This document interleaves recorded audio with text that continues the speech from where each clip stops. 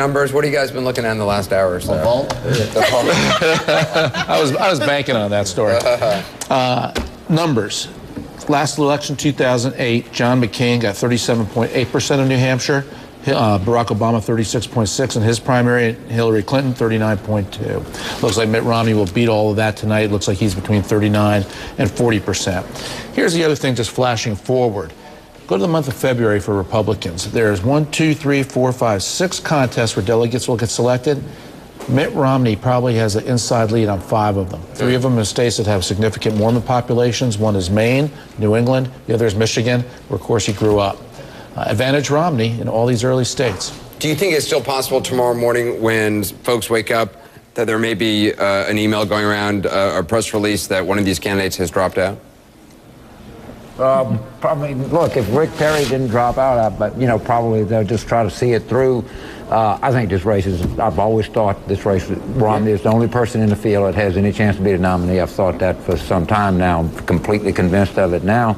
But sometimes these guys, it takes a while to come to the realization that you're just sort of out of this. I mean, just watching Huntsman getting beat by 23 points, and the hardest thing in the world to do is act like you're happy on election night when you're really not. I mean, and then we all do it, and we've all been sort of I'm being told that CNN is estimating turnout at 246,000, which is actually 6,000 more. Yeah. 08. So that's. I mean, it's not terribly bad, but I agree with both Ari and James on the passion and the intensity. You don't want to repeat 2008, and we would see more people out if we didn't have. I mean, Mitt Romney's been endorsed by Jimmy Carter and John McCain for crying out loud. I mean, it's McCain Jimmy 2008 Carter? All over again. Oh no, Carter said that he had not Carter. Sorry, Carter had said he was saying nice things about Romney. McCain had endorsed Romney. Carter had said nice things about Romney. He said he was glad to see him win.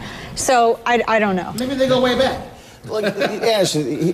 Republicans have been dismissing this whole Bain ad by saying we shouldn't do these type of things.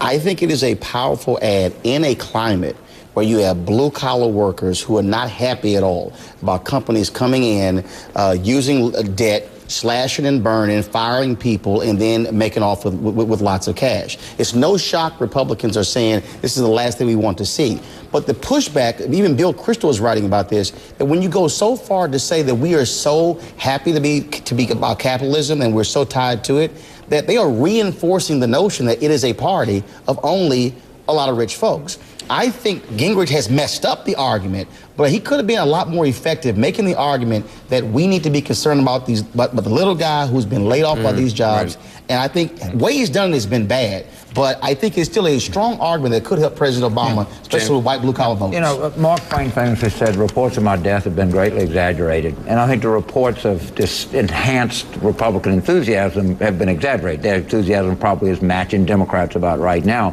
But that's about it. As Ari points out, this is all subject to change. We're mid-January. We've got to go all the way to early November here. But there is not much evidence of this really enhanced Republican enthusiasm that you saw in November 2010, which was quite evident. I don't disagree with that. But what's going to rally Republicans is not love of Mitt Romney, because Mitt Romney, I've said all along, is kind of everybody's plan B.